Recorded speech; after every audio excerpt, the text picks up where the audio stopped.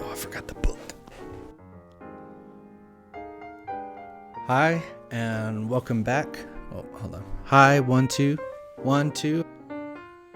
Hello, and welcome back to another episode of Billy Reads Books. We are reading Alice's Adventures in Wonderland by Lewis Carroll. And today we are going to be reading Chapter 6, Pig and Pepper. And just as a reminder, I might make mistakes as I read. This is not like an audiobook necessarily. So just kind of enjoying some time reading together. As a reminder, this book is in the public domain, so I included a link to it. You can follow along if you want with the link online there on your computer or your device. Or if you have a hard copy, you can follow along there. You do not have to follow along. You can just kind of listen. But yeah, and if you like what I'm doing, you can like and subscribe. And I'm just going to keep doing this, so I'm sure it'll get better. Maybe I'll get some friends told me I need like an armchair, like a really big one, and like a fireplace or something next to me. That'd be pretty awesome. But we'll see. I'll just keep doing this. At the very least, maybe it's something my kids or like my grandkids can just watch me read books or something. I don't know. But all right, let's dive in. Oh no, my little flower pot got turned on. It's like my little ET my daughter made. It's not quite ET, but you can't really see my knees in the way. But I've shown that before. It's just one of my favorite things. All right. Sorry. I'm such a rambler sometimes. All right. Chapter 6, Pig and Pepper. For a minute or two, she looked... Nope, I'm going to start over. There we go. Take 2 with feeling. Chapter 6, Pig and Pepper. For a minute or two, she stood looking at the house and wondering what to do next, when suddenly a footman in livery came running out of the wood. Livery means like a costume or dress. Anyway. When suddenly a footman in livery came running out of the wood. She considered him to be a footman because he was in livery. Otherwise, judging by his face only, she would have called him a fish, and rapped loudly at the door with his knuckles. It was opened by another footman in livery, with a round face and large eyes like a frog.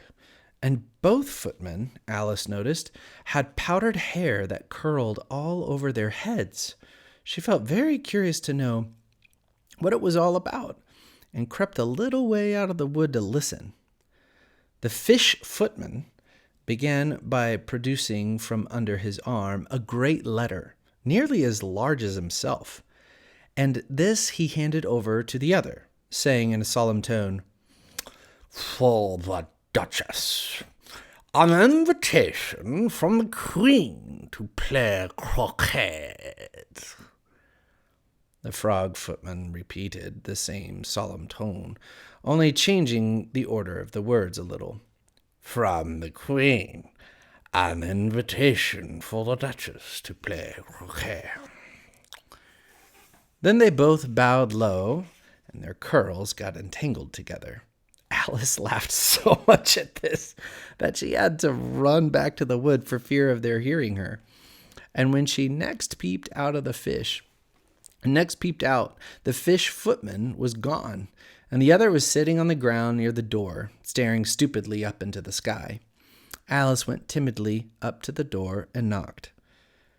"There's no sort of use in knocking," said the footman, "and that for 2 reasons. First, because I'm on the same side of the door as you are. Secondly, because they're making such a noise inside, no one could possibly hear you." and certainly there was a most extraordinary noise going on within. A constant howling and sneezing, and every now and then a great crash, as if a dish or kettle had been broken to pieces. "Please, then," said Alice, "how am I to get in?" "There might be some sense in your knocking," the footman went on without attending to her, "if we had the door between us. For instance, if you were inside, you might knock, and I could let you out, you know." He was looking up into the sky all the time he was speaking, and this Alice thought decidedly uncivil. "But perhaps he can't help it," she said to herself. "His eyes are so very large, so very nearly at the top of his head. But at any rate, he might answer questions. How am I to get in?" she repeated aloud. "I shall sit here," the footman remarked, "till tomorrow." At this moment, the door of the house opened, and a large plate came skimming out, straight at the footman's head. It just grazed his nose and broke to pieces against one of the trees behind him. "Or next day, maybe," the footman continued in the same tone, exactly as if nothing had happened. "How am I to get in?" Alice asked again in a louder tone. "Are you to get in at all?" said the footman. "That's the first question, you know." It was, no doubt, only Alice did not like to be told so. "It's really dreadful," she muttered to herself, "the way all the creatures argue. It's enough to drive one crazy." The footman seemed to think this a good opportunity for repeating his remark with variations. "I shall sit here," he said, "on and off for days and days." "But what am I to do?" said Alice. "Anything you like," said the footman, and began whistling. "Oh, there's no use in talking to him," said Alice desperately. "He's perfectly idiotic." And she opened the door and went in. The door led right into a large kitchen, which was full of smoke from one end to the other. The Duchess was sitting on a three-legged stool in the middle, nursing a baby. The cook was leaning over the fire, stirring a large cauldron, which seemed to be full of soup. "There's certainly too much pepper in that soup," Alice said to herself, as well as she could, for sneezing. There was certainly too much of it in the air, even the Duchess sneezing occasionally. And as for the baby, it was sneezing and howling alternately, without a moment's pause. The only two creatures in the kitchen that did not sneeze were the cook and a large cat, which was sitting on the hearth and grinning from ear to ear. "Please, would you tell me," said Alice, a little timidly, for she was not quite sure whether it was good manners for her to speak first, "why your cat grins like that?" "It's a Cheshire cat," said the Duchess, "and that's why. Pig." She said the last word with such sudden violence that Alice quite jumped, but she saw in another moment that it was addressed to the baby and not to her. So she took courage and went on again. "I didn't know that Cheshire cats always grinned. In fact, I didn't know that cats could grin." "They all can," said the Duchess, "and most of them do." "I don't know of any that do," Alice said very politely, feeling quite pleased to have got into a conversation. "You don't know much," said the Duchess, "and that's a fact." Alice did not at all like the tone of this remark, and thought it would be as well to introduce some other subject to conversation. While she was trying to fix on one, the cook took the cauldron of soup off the fire, and at once set to work throwing everything within her reach at the Duchess and the baby.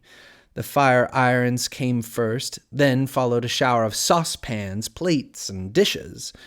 The Duchess took no notice of them, even when they hit her, and the baby was howling so much already that it was quite impossible to say whether the blows hurt it or not. "Oh, please mind what you're doing," cried Alice, jumping up and down in an agony of terror. "Oh, there goes his precious nose!" as an unusually large saucepan flew close by it and nearly carried it off. "If everybody minded their own business," said the Duchess in a hoarse growl, "the world would go round a deal faster than it does." "Which would not be an advantage," said Alice, who felt very glad to get an opportunity of showing off a little of her knowledge. "Just think what it would make with the day and night. You see, the earth takes 24 hours to turn around on its axis." "Talking of axes," said the Duchess. "chop off a head." Alice glanced rather anxiously at the cook to see if she meant to take the hint, but the cook was busily stirring the soup and seemed not to be listening, so she went on again. 24 hours, I think, or is it 12? "Oh, don't bother me," said the Duchess. "I never could abide figures." And with that she began nursing her child again, singing a sort of lullaby to it as she did so, and giving it a violent shake at the end of every line. "Speak roughly to your little boy and beat him when he sneezes. He only does it to annoy because he knows it teases." In which the cook and baby joined into the chorus. "Wah, wah, wah." While the Duchess sang the second verse of the song, she kept tossing the baby violently up and down, and the poor little thing howled so that Alice could hardly hear the words. "I speak severely to my boy. I beat him when he sneezes, for he can thoroughly enjoy the pepper when he pleases." Chorus. "Wow, wow, wow."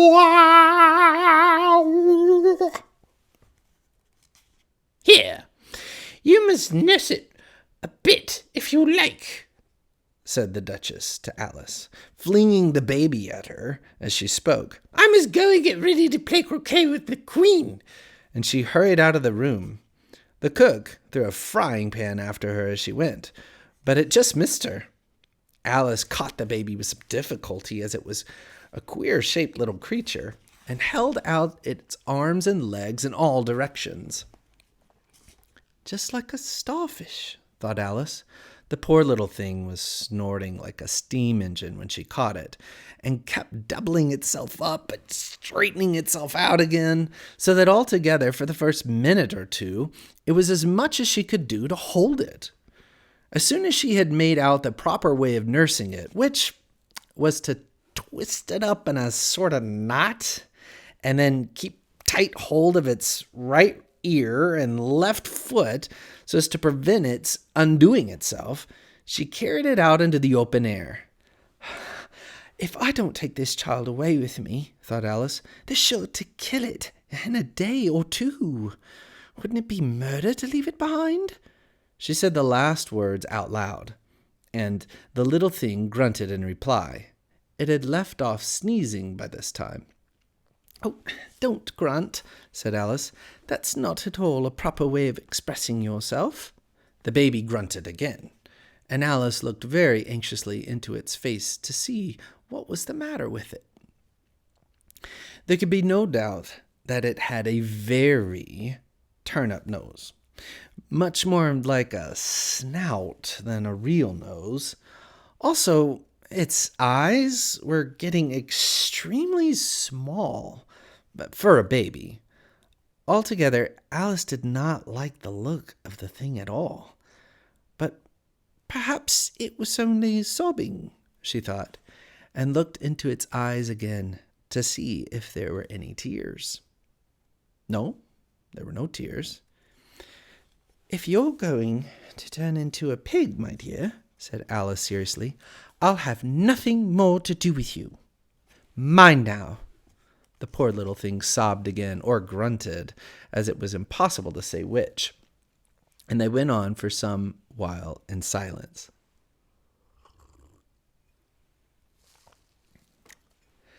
Alice was just beginning to think to herself, "Now what am I to do with this creature when I get it home?" when it grunted again so violently that she looked down into its face in some alarm. This time there could be no mistake about it. It was neither more nor less than a pig, and she felt that it would be quite absurd for her to carry it any further. So she set the little creature down and felt quite relieved to see it trot away quietly into the wood.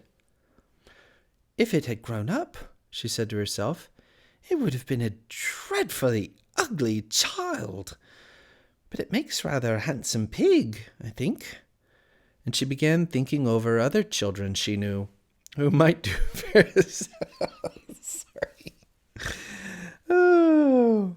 And she began thinking over other children she knew who might do very well as pigs, and was just saying to herself, "If one only knew the right way to change them," when she was a little startled by seeing the Cheshire cat sitting on a bough of a tree a few yards off. A bough, sorry. We're meeting the Cheshire cat. This is great. The cat only grinned when it saw Alice. It looked good-natured, she thought. Still, it had very long claws and a great many teeth, so she felt it ought to be treated with respect. "Cheshire Puss," she began rather timidly, as she did not at all know whether it would like the name. However, it only grinned a little wider. "Comments, please, so far," thought Alice, and she went on. "Would you tell me, please, which way I ought to walk from here?" "That depends a good deal on where you want to get to," said the cat. I don't much care where," said Alice. "Then it doesn't matter which way you walk," said the cat. "So long as I get somewhere?" Alice added as an explanation. "Oh, you're sure to do that," said the cat, "if you only walk long enough." Alice felt that this could not be denied, so she tried another question. "What sort of people live about here?" "In that direction," the cat said, waving its right paw round, "lives a hatter. And in that direction," waving the other paw, "lives a March hare. Visit either you like. They're both mad." "But I don't want to go among mad people," Alice remarked. "You can't help that," said the cat. "We're all mad here. I'm mad. You're mad."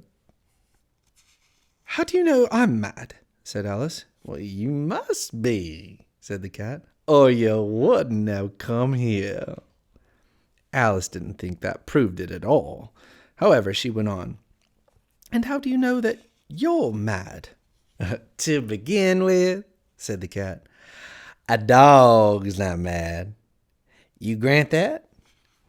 I suppose so," said Alice. "Well, then," the cat went on, "you see, a dog growls when it's angry and wags its tail when it's pleased. Now, I growl when I'm pleased and wag my tail when I'm angry. Therefore, I'm mad." "I call it purring, not growling," said Alice. "Call it what you like," said the cat. "Do you play croquet with the queen today?" "I should like it very much," said Alice, "but I haven't been invited yet." "You'll see me there," said the cat, and vanished. Alice was not much surprised at this. She was getting so well used to queer things happening. While she was still looking at the place where it had been, it suddenly appeared again. "Oh, by the way, what became of the baby?" said the cat. "I'd nearly forgotten to ask." "It turned into a pig," Alice answered very quietly, just as if the cat had come back in a natural way. "I thought it would," said the cat, and vanished again. Alice waited a little, half expecting to see it again, but it did not appear. And after a minute or two, she walked on in the direction in which the March Hare was said to live. "I've seen hatters before," she said to herself. "The March Hare will be much the most interesting, and perhaps, as this is May, it won't be raving mad. At least, not so mad as it was in March." And as she said this, she looked up, and there was the cat again, sitting on a branch of a tree. "Did you say pig or fig?" said the cat. "I said pig," replied Alice, "and I wish you wouldn't keep appearing and vanishing so suddenly. You make one quite giddy." "All right," said the cat, and this time it vanished quite slowly, beginning with the end of the tail and ending with the grin, which remained some time after the rest of it had gone. "Well, I've often seen a cat without a grin," thought Alice, "but a grin without a cat? It's the most curious thing I ever saw in my life." She had not gone much further before she came in sight of the house of the March Hare. She thought it must be the right house because the chimneys were shaped like ears, and the roof was thatched with fur. It was so large a house that she did not like to go nearer till she had nibbled some more of the left-hand bit of mushroom and raised herself to about 2 feet high. Even then she walked up toward it rather timidly, saying to herself, "Suppose it should be raving mad, after all. I almost wish I'd gone to see the Hatter instead." It's the end of chapter 6. All right, join us next time. We're going to read chapter 7. We will meet the Mad Hatter, a mad tea party. Thanks for joining us, and we'll see you next time. Bye.